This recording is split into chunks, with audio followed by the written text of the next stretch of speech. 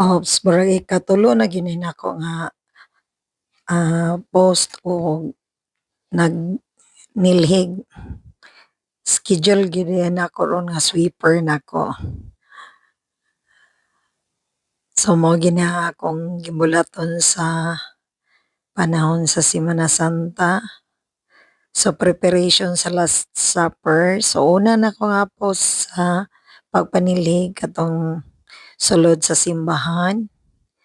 Then ikaduha, before sa preparation sa Last Supper.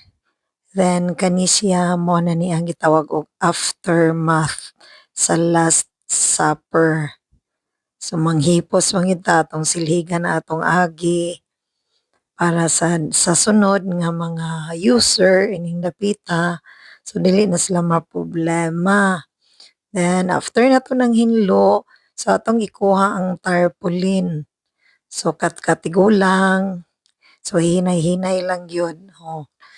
Hinay-hinay lang ta sa ato ang trabaho, katigulang, kay niya og mahulog, or labangan ay bikil, pangitaan na bagbikil ang tigulang. So happy ko sa akong gibuhat sa annual namo nga buluhaton sa pagpangandam sa katapusang panihapon. So diin kining maong tarpaulin mo na po ni gamiton sa sunod nga mga katuigan. So para sa Last Supper. So thank you so much for watching mga kaibigan, kini inyong higala sa social media.